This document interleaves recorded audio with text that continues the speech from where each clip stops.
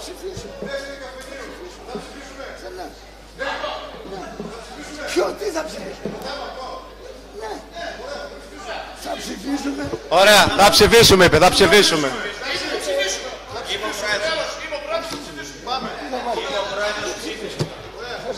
Λοιπόν, πάμε να κάνουμε την εισήγηση. Πάμε να κάνουμε την εισήγηση τώρα. Λοιπόν, έχω το λόγο. Εφόσον δεσμεύτηκε ο πρόεδρος, κρατήστε το αυτό. Γιατί ο πρόεδρος δεσμεύτηκε ότι θα γίνει ψηφοφορία, ο δήμαρχος πάλι είναι να παίξει. Πάλι φοβήθηκε να πει για αυτά τα πράγματα. Δεν φοβήθηκα. Πάμε λίγο. Καλατζή, εγώ είπα την άποψή μου. Λοιπόν, Και παραμένει να είναι η ίδια. ξεκινάω, κάνω την εισήγησή μου. Δημήτρη Γιολδάση, δεν έχω τίποτα μαζί σου. Το ότι δέχτηκες να μπει ψηφοφορία σε τιμά για όλα αυτά που έχεις κάνει. Λοιπόν, κάνω την εισήγησή μου. Λοιπόν, μιλάμε για έναν έλεγχο. Μιλάμε για ένα έλεγχο των ορκωτών, ο οποίος κατά παράβαση βέβαια όλων των διατάξεων διενεργήθηκε και καθαρά μας συκοφαντεί. Έτσι. Εμείς έτσι το βλέπουμε. Δεν δεχόμαστε κανένα αποτέλεσμα του ελέγχου, όπως θα δείτε και παρακάτω από εμάς και όποιον άλλον μπορεί να συζητήσει. Τα αποτελέσματα είναι ανακριβή, το προϊόν δεν είναι ορθό, όπως και δεν ελέγχθηκε, και σίγουρα αυτό που μένει είναι τα αποτελέσματα του ελέγχου και οι παροτρήσεις του ελέγχου είναι να στραφεί τα ευρήματα ενάντια στους δημοτικούς συμβούλους και τον δήμαρχο της προηγούμενης δημοτικής περίοδου, στους υπαλλήλους και πρώτα απ' όλα στους προϊσταμένους. Κουβέντες ότι δεν αφορά εσάς κτλ. Αυτά υποτιμάνε την νοημοσύνη. Αν δεν τους αφορούσε τον κόσμο, δεν θα έρχονταν, δεν ξεσηκωνόταν οι υπάλληλοι να έρθουν μέσα στη ζέστη για να παρακολουθήσουν το Δημοτικό Συμβούλιο. Ευθύνες, γίνεται ένας έλεγχος. Ευθύνες στον έλεγχο έχουν ο ελεγκτής, αυτός που διενεργεί τον έλεγχο. Ευθύνες έχει ο ελεγχόμενος, εμείς οι υπάλληλοι και οι προϊστάμενοι που υπάρχουν. Ευθύνες όμως έχει και αυτός που διατάσσει τον έλεγχο. Και πολύ μεγαλύτερες ευθύνες από αυτές που φαντάζεται. Ποιος είναι αυτός που προκαλεί τον έλεγχο και τον βάζει εκεί να ξεκινήσει? Και ευθύνες ουσιαστικά έχουν στο τέλος αυτοί που τον αποδέχονται ή όχι.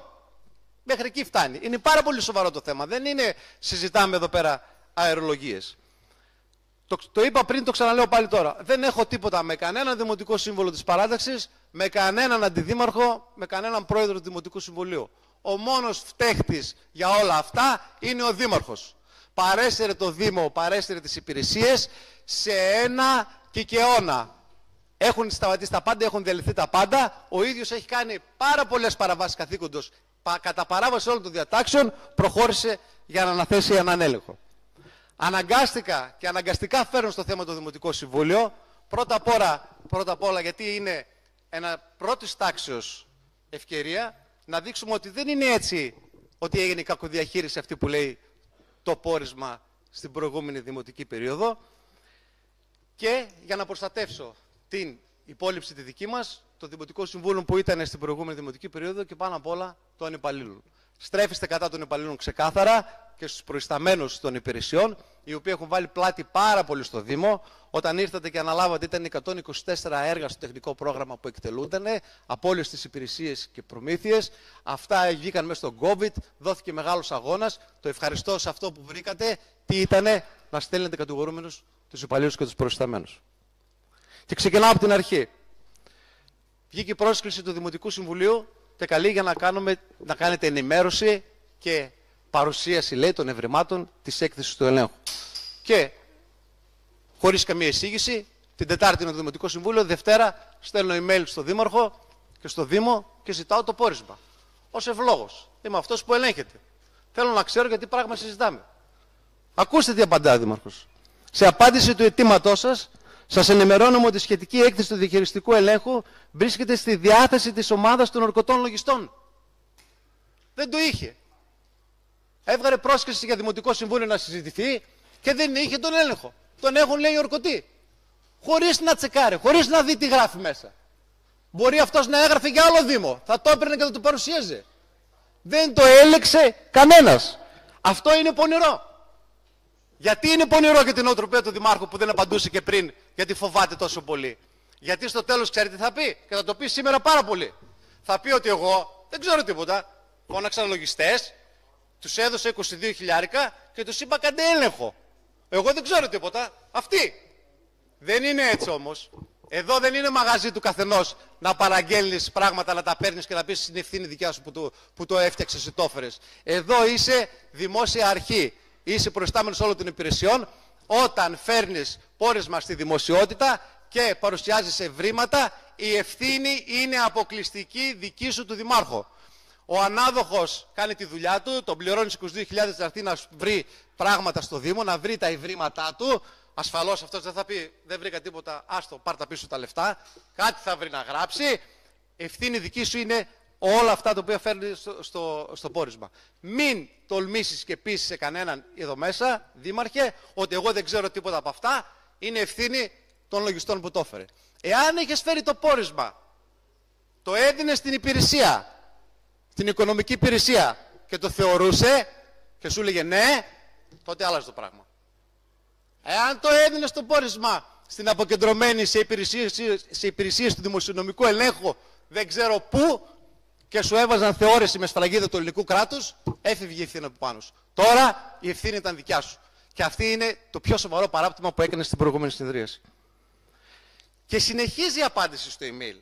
Λόγω, λέει, της φύσης του περιεχομένου το οποίο ενδέχεται να αποτελέσει μέρος συνόλων εγγράφων που πρόκειται να αποστελούν σε αρμόδιες ελεγκτικές και υπερκείμενες αρχές, δεν είναι επιτρεπτή η κοινοποίησή της ούτε η προγενέστερη διανομή της. Η τήρηση της εμπιστευτικότητας της διαδικασίας. Ποια εμπιστευτικότητα? Τη Δευτέρα είναι εμπιστευτικό και την Τετάρτη το απόγευμα κάνουμε δημόσια συνεδρίαση και το λέμε? Πού είναι η εμπιστευτικότητα? Σε τι έγκυται η εμπιστευτικότητα? Εμπιστευτικότητα στις συνεδριάσεις υπάρχει μόνο όταν υπάρχει έλεγχος από τον εσωτερικό έλεγχο της υπηρεσίας. Που τότε γίνεται συνεδρίαση και κλεισμένων των θυρών και γίνεται τα εμπιστευτικά τα έγγραφα και γίνονται τα εμπιστευτικά. Αυτό δεν είναι τίποτα εμπιστευτικό. Αυτά είναι μια πονηράδα του Δημάρχου. Προστίθεται η πονηράδα, η κουτοπονηράδα παραπάνω, ώστε τι, να μην πάρουμε εμείς το πόρισμα, να μην ξέρουμε τι λέει, ούτε η υπηρεσία να μην ξέρει τι λέει και να μην έχει κανένας να απαντήσει. Σε αυτή τη φάση, εκεί βριστήκαμε όλοι. Και ασφαλώς το πρώτο πράγμα, σαν φυσικό επόμενο, ήταν δεν μπορούσαμε να συμμετάσχουμε στη συνεδρίαση αυτή. Ένας δήμαρχος έντιμος, ένας δήμαρχος λεβέντης, ξέρετε τι θα έκανε? Θέλω, γουστάρω να κάνω ένα πόρισμα, να ελέγξω. Φέρω το πόρισμα, το διαβάζω, το κάνω. Έλα εδώ, επικεφαλής αντιπολίτευσης, έλα εδώ εσύ που ήσουν δημοτικός σύμβουλος πριν, δες εδώ τι λέει, είναι ή δεν είναι. Πάει στους υπαλλήλους, πάει στον υπάλληλο κάτω στον προϊστάμενο, έλα εδώ προϊστάμενε, εδώ τούτος εδώ λέει εδώ πέρα ότι στον έλεγχο ότι έχεις κάνει αυτή την παράβαση. Είναι έτσι ή δεν είναι? Θα πάρεις τον λόγο τους, τι έγινε εκεί. Δεν το έλεξες, αλλά δεν φώναξες και τον κόσμο να δεις τι γίνεται. Άφησες τον κόσμο στην αμφιβολία, να χάσουν τον ύπνο τους, στο άγχος τους, όλες τις μέρες πριν, μέχρι να φτάσεις στη συνεδρίαση του Δημοτικού Συμβουλίου την Τετάρτη, που δεν ήξερε κανένας τίποτα. Εγώ ξέρω βέβαια ότι δεν μπορείτε να πείτε τίποτα, γιατί το 21 και το 22 υπήρχε έλεγχος που παίρνε κεφάλια και το μόνο πράγμα που βρήκε να πει ο έλεγχος για τη δημοτική μας αρχή ήταν ότι δεν είχαμε υπηρεσιακό πρόγραμμα και το ακούστε, δεν έχετε κάνει αύξηση των δημοτικών τελών. Εκεί θα πήγαινα εγώ κατηγορούμενος, γιατί δεν είχα κάνει αύξηση των δημοτικών τελών. Συμμορφωθήκατε εσείς.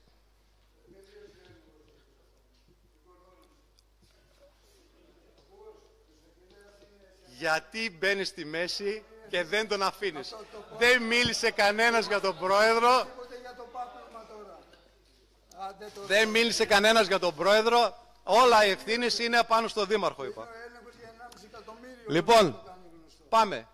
Για την νομιμότητα του ελέγχου. Αν ο έλεγχος είναι νόμιμος ή δεν είναι. Ολομέλεια του Ελεγκτικού Συνεδρίου. Νόμος δηλαδή. 1285-1996. Νομικό πράσινο δημοσίου δικαίου. Έλεγχος οικονομικής διαχείρισης διενεργείται από οικονομικούς επιθεωρητές ή υπαλλήλους του Υπουργείου Οικονομικών. Ξεκάθαρο. Πουθενά στον κώδικα δεν προβλέπεται ορκωτοί λογιστές να κάνουν διαχειριστικό έλεγχο. Πουθενά. Οι ορκωτοί λογιστές έρχονται να κάνουν τον ισολογισμό, να κάνουν τον απολογισμό, την ετήσια έκθεση ελέγχου και να φεύγουν. Δεν υπάρχει διάταξη οι ορκωτοί λογιστές να κάνουν διαχειριστικό έλεγχο. Ελέγχους διενεργούν κατά παραγγελία η αρχή διαφάνειας, αν υπάρχουν ποινικά, το ελεγκτικό συνέδριο το οποίο κάνει και τους ελέγχους σωρεδών στους Δήμους και ο εσωτερικός έλεγχος. Δεν υπάρχει διάταξη που να προβλέπει τον έλεγχο τον οποίο κάνατε εσείς. Και σαφώς ο έλεγχος που κάνετε δεν παράγει κανένα πειθαρχικό έλεγχο, ούτε ποινικό, ούτε τίποτα. Είναι μια γνώμη. Την πάρει ο Δήμαρχος να κάνει μια γνώμη. 22.000 γνώμη. Πάμε στην νομιμότητα της ανάθεσης. Πώς ανατέθηκε.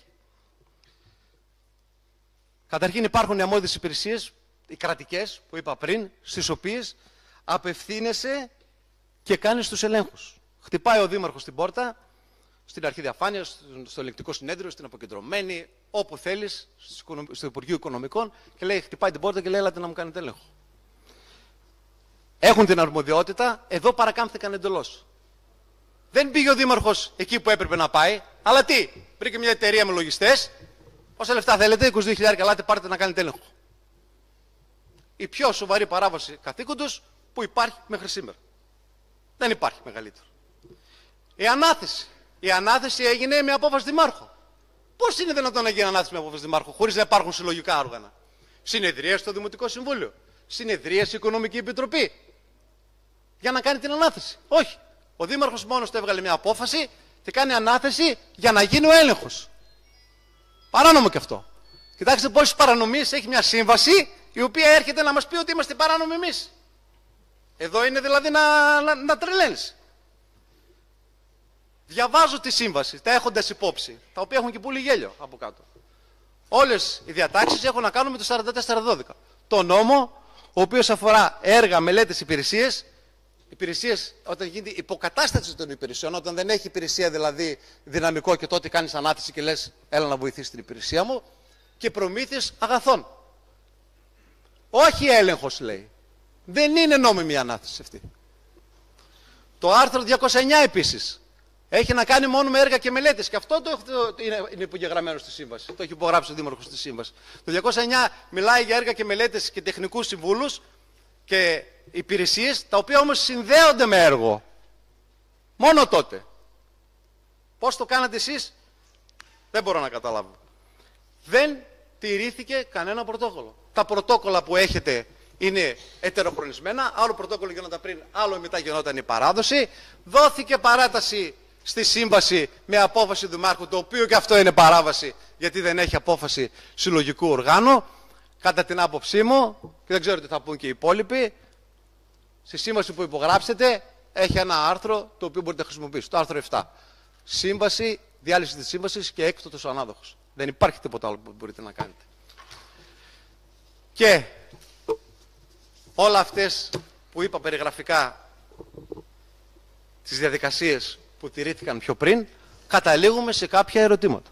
Έτσι, τα οποία είναι εύλογα, κάποια έχουν απάντηση, κάποια δεν έχουν και απάντηση κιόλας. Το βασικό ερώτημα που μας ταλαιπωρεί όλους. Για ποιο λόγο ο Δήμαρχος δεν απευθύνθηκε στα αρμόδια όργανα, τα κρατικά του κράτους, για να κάνουν έλεγχο? Γιατί δεν πήγε στην αποκεντρωμένη διοίκηση? Γιατί δεν πήγε στην Εθνική Αρχή Διαφάνειας? Ένα χαρτί, προφορικά θα τους πει. Θέλω να κάνετε έλεγχο γιατί δεν μου αρέσει αυτό και αυτό. Τζάμπα θα το έκαναν αυτοί. Δεν θα πλήρωνε. Προκλήθηκε δαπάνη κατά του ελληνικού δημοσίου, χωρίς να υπάρχει αρμοδιότητα και χωρίς να έχουν εξαντληθεί τα μέσα.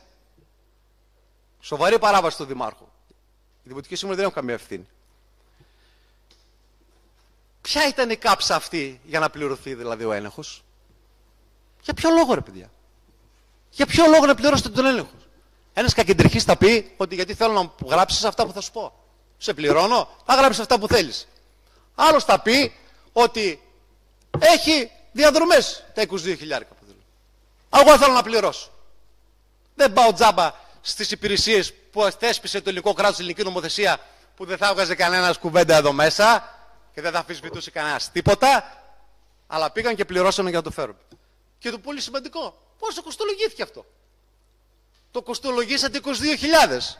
Γιατί δεν είναι 15? Γιατί δεν είναι 10? Γιατί δεν είναι 1.000?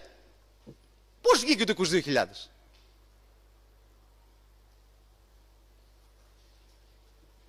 Καμία απάντηση, να ξέρετε. Πάρα πολύ σοβαρό. Και αυτό παράβαση καθήκοντος. Πώς δόθηκαν προσωπικά δεδομένα? Μπήκε ιδιώτης λογιστής στο Δήμο, χωρίς να υπάρχει νόμιμη ανάθεση και σύμβαση, και μπήκε στα προσωπικά δεδομένα του Ταμείου του Δήμου. Ποιος χρωστάει τι, ποιος πλήρωσε τι έχει γίνει τότε, τι έχει γίνει τότε. Προσωπικά δεδομένα. Διασφαλίζονται με 1002 συμβάσεις και 1002 νομοθεσίες. Πώς ιδιώτης λογιστής, χωρίς νόμιμη εξουσιοδότηση, μπήκε και πήρε προσωπικά δεδομένα από το Δήμο. Θα απαντήσετε σε αυτό. Πάρα πολύ σημαντικό επίσης. Μιλάμε εδώ, δεν τελειώνεις. Ποιος παρέλαβε? Ποιος το παρέλαβε αυτό το πρόβλημα? Το έφερε ο λογιστής. Το παρέλαβε κάποιο χέρι? Το υπέγραψε? Όταν παραδίδονται οι υπηρεσίες στο Δήμο, υπάρχει πρωτόκολλο, γίνεται πρωτόκολλο παραλαβής. Και υπάρχει επιτροπή η οποία το παραλαμβάνει. Οι υπάλληλοι υπογράφουν από κάτω και λέμε το παραλάβαμε. Πάει η υπηρεσία το θεωρεί και λέει είναι σωστό, είναι λάθος. Ποιος το παρέλαβε εδώ? Κανένας δεν το παρέλαβε. Αν μου πείτε το παρέλαβε ο Δήμαρχος επειδή θέλει να πει ότι εγώ δεν ξέρω τίποτα, αυτοί το κάνανε, δεν έβαλε υπογραφή. Και πάω στοίχημα, αν βρείτε ένα πόρισμα με υπογραφή του Δημάρχου, θα χάσω τα πάντα. Ποιος έλεγξε αν λέει αλήθεια το πόρισμα? Ποιος έλεγξε την ορθότητά του? Πρωτόκολλο υπάρχει, δεν υπάρχει τίποτα. Αλλά απορώ πώς θα πληρωθεί αυτό. Δεν πρόκειται να πληρωθεί. Απορία που μου δημιουργείται. Το 21 και το 22, αν δεν κάνω λάθος, μας έκανε έλεγχο η Γενική Διεύθυνση Δημοσιονομικών Ελέγχων, το Γενικό Λογιστήριο του κράτους, που παίρνει κεφάλια. Στην έκθεσή του, τίποτα δεν συμπίπτει από αυτά που έχει εδώ πέρα το πόρισμα. Τίποτα. Κάτι από αυτά εδώ πέρα που βρήκε τα 13 ευρήματα που λέει ο Δήμαρχος εδώ πέρα, ότι εισαγγελέας δεν περιλαμβάνονται πουθενά σε καμία έκθεση του Δημοσιονομικού Ελέγχου. Και στέλνω και καταλήγω. Σκέφτηκε κανένας από εσάς ποιοι είναι οι υπόλογοι για όλο αυτό που κάνετε? Πάει στρε φίλε Δήμαρχε ότι κάνεις λάθος. Και εκεί που λες ότι δεν αφορά τους υπαλλήλους και δεν πάνε κατηγορούμενοι υπάλληλοι, γίνεται λάθος. Ποιοι είναι οι υπόλογοι, ξέρετε? Οι υπάλληλοι είναι υπόλογοι. Οι υπάλληλοι και προϊστάμενοι των υπηρεσιών. Αυτοί είναι οι υπόλογοι. Σε αυτούς θα ζητηθούν ευθύνες. Σε αυτούς θα πάνε κατηγορούμενοι. Αν ευδοκιμήσει ο έλεγχος αυτός στα λύκη που πρέπει.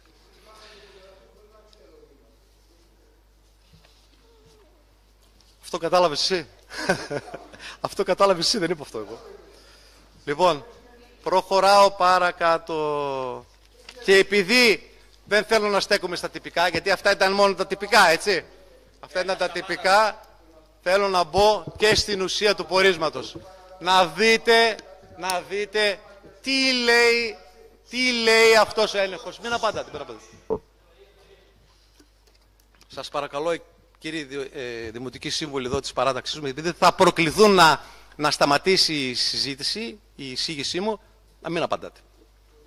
Επειδή θα μπω στην ουσία του ελέγχου, τι λέει αυτός ο έλεγχος, είμαι σίγουρος ότι δεν το ξέρετε, τι λέει αυτός ο έλεγχος, θα μπω στην ουσία, αυτό έχει και αυτό την αξία του. Λοιπόν, ο έλεγχος καταλήγει συμπεράσματα χωρίς να υπάρχει σαφήνεια. Δεν υπάρχει έλεγχος απορκωτός που να καταλήγει συμπεράσματα. Αυτός εδώ λέει κάτι, δεν καταλαβαίνεις από πού προκύπτει. Λέει ότι υπάρχει έλεγχο διαχειριστικό 1 εκατομμύριο χωρίς να το αναλύει. Δεν ξέρει κανένας από πού, το έβγαλε έτσι από το κεφάλι του. Πιθανολογούν όλοι. Και στην τελευταία σελίδα λέει το αμίμητο ότι ο Δήμαρχος έκανε όλες τις απαιτούμενες ενέργειες με σκοπό τη χρηστή διαχείριση. Λες και έκαναν έλεγχο στην περίοδο του Δημάρχου. Αλλά εντάξει, θα το γράψουμε όμως ότι ο Δήμαρχος έκανε όλες τις απαραίτητες. Και πάω στον έλεγχο στα σημαντικά ευρήματα τα οποία λέει, έτσι. Λέει τα υπηρεσιακά, φαντάζομαι θα τα απαντήσουν οι υπάλληλοι, γιατί ο ΠΟΗ υπογράφει διπλές καταστάσεις, γιατί ο Ταμείας κάνει έτσι. Αυτά είναι αστεία. Θα τα έχει βρει ο έλεγχος ο δημοσιονομικός. Λέει ότι υπάρχουν 53 συμβάσεις οι οποίες πάσχουν. Και επειδή πάσχουν, λέει, αυτές οι συμβάσεις, δημιουργούν ένα έλλειμμα, λέει, 400.000 στο Δήμο. Επειδή πάσχουν αυτές οι συμβάσεις. Όπως θα δείτε παρακάτω, αυτές οι συμβάσεις τώρα που έλεγξε, το 2019 υπήρχε ο Επίτροπος του Ελεγκτικού Συνεδρίου. Υπήρχε το Ελεγκτικό Συνέδριο, το οποίο έπαιρνε όλες τις συμβάσεις τις δικές μας, των Δήμων, και τις έβαζε υπογραφή και έλεγε είναι νόμιμες, πληρωσέτες. Από το 19 και μετά καταργήθηκε ο Επίτροπος το 19 και το 20. Μέχρι το 19. Μετά το 19 αυτός που κάνει τη δουλειά του επιτρόπου ήταν ο προϊστάμενος οικονομικών υπηρεσιών. Αυτός έκανε τον έλεγχο, δεν κάνει κανένας έλεγχο. Άρα, όταν αυτός έρχεται και λέει ότι εδώ 53 συμβάσεις δεν είναι σωστές, δεν είναι νόμιμες, πάει κατηγορούμενο τον Μπόι. Για να ξέρουμε γιατί μιλάμε τώρα, έτσι. Και ποιες είναι αυτές οι συμβάσεις που είναι παράνομες? Για να δούμε λίγο. Αναλυτικά. Προμήθεια, λέει, γραφικής ύλης. Σύμβαση δηλαδή με την οποία παίρναμε στυλό, σύμβαση που παίρναμε χαρτιά, θεωρεί ότι επειδή είναι ξεχωριστές συμβάσεις από αυτή τη σύμβαση που παίρναμε για το τόνερ και για τα φωτοτυπικά, είναι κατάτμιση. Άρα λέει είναι παράνομη σύμβαση. Το ελεγκτικό συνέδριο την έχει βγάλει νόμιμη βέβαια, την ανάθεση, τουλάχιστον για το τόνερ που ξέρω εγώ, αυτός λέει ότι είναι παράνομη. Κοιτάξτε τι θέλετε να στείλετε στον εισαγγελέα, έτσι, χωρίς να γνωμοδοτήσει το Δημοτικό Συμβούλιο, χωρίς να ψηφίσει ή όχι. Αναλώσιμα ηλεκτρονικών υπολογιστών. Τα ενέκρινε τη σύμβαση του Δήμου, την ενέκρινε το ελεγκτικό συνέδριο, παράνομη λέει ο λογιστής. Καθαρισμούς φρεατίων αποχέτευσης. Ανάθεση που κάνουμε για τα κατεπήγοντα για τα καθαρισμούς για τα φρεάτια, όχι λέει είναι παράνομη, έπρεπε να γίνουν καθαρισμοί, λέει, συγχρονισμένοι και να γίνουν διαγωνισμοί. Και το μεγάλο θέμα, 16 συμβάσεις συντήρηση μεταφορικών μέσων του Δήμου. Αυτά μας κατηγορούν δηλαδή εμάς ότι έχουμε διαχειριστικό έλλειμμα, αυτά που καταχραστήκαμε δηλαδή, να σας το πω με απλά, είναι οι συμβάσεις, είναι παράνομες λέει για τα μεταφορικά μέσα του Δήμου. Που μια χρονιά δεν βγήκε άγωνος ο διαγωνισμός και αναγκαστικά για να λειτουργήσουν απορριμματοφόρα όλος ο στόλος του Δήμου γίνονταν αναθέσεις για να κάνει συντήρηση εκεί, να φτιάξει το ένα, να φτιάξει το άλλο και να φτιάξει το παράλληλο. Αυτά τα βγάζει παράνομα. Κορδώνονταν ο Δήμαρχος. Εδώ υπάρχουν παράνομα τέτοια. Σύμβαση μεταφορικά μέσα. 12 συμβάσεις σας λέω. Προμήθεια, πάμε σε άλλη σύμβαση. Προμήθεια και τοποθέτηση οργάνων παιδικής χαράς. 23.000, γιατί έγινε και άλλη προμήθεια λέει σε όργανα. Με μια σύμβαση προμηθευτήκαμε όργανα γυμναστικής, αυτά που είναι έξω τα ξέρετε, και σε άλλη προμηθευτήκαμε παιδική χαρά. Όχι, είναι παράνομο, λέει, πρέπει να γίνουν μαζί. Διαγωνισμός.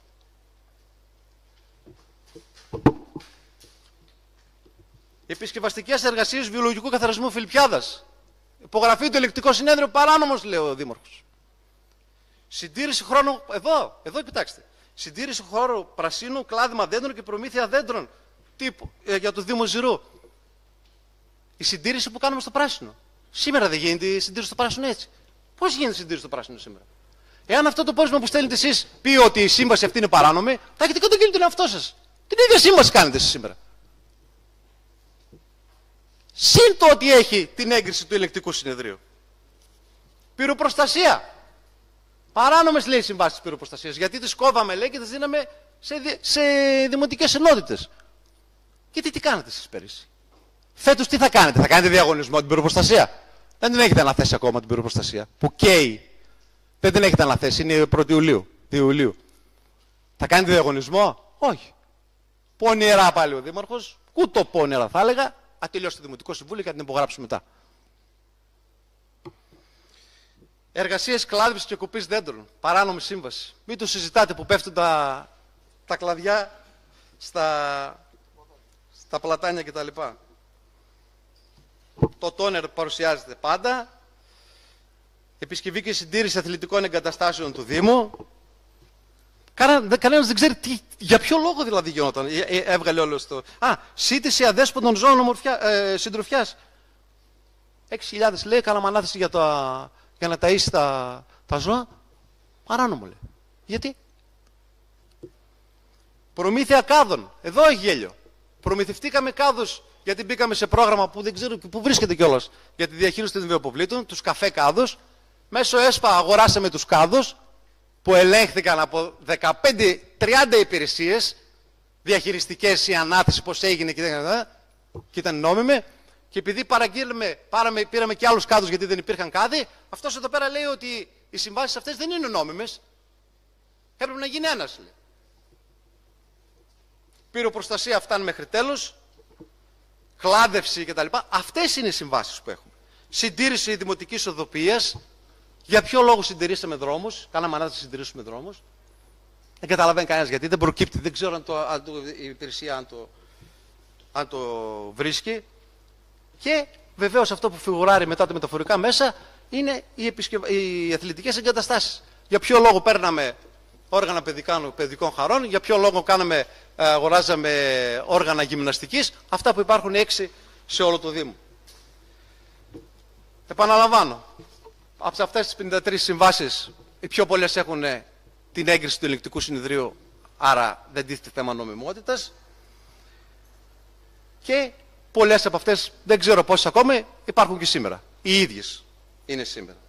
Και εδώ υπάρχει το ερώτημα. Πού είναι το έλλειμμα από αυτό? Πού είναι το έλλειμμα?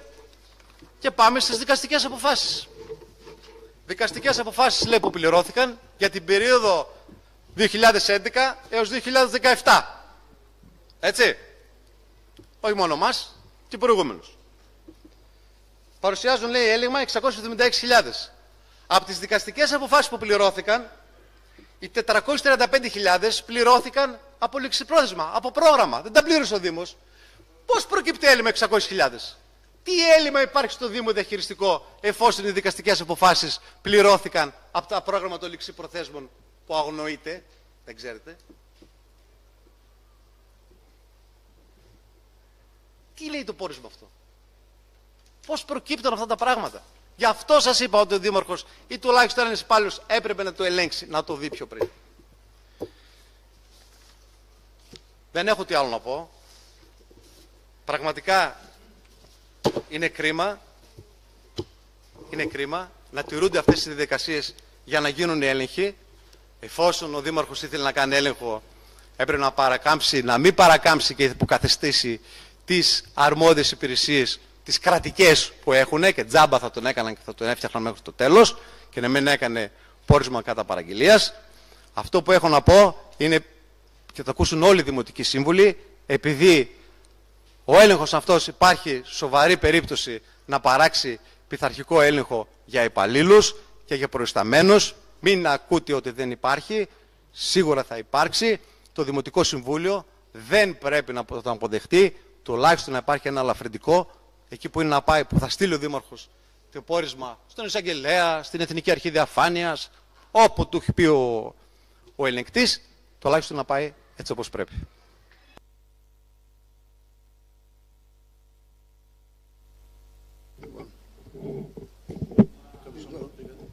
Για τον Γιώργο νομίζω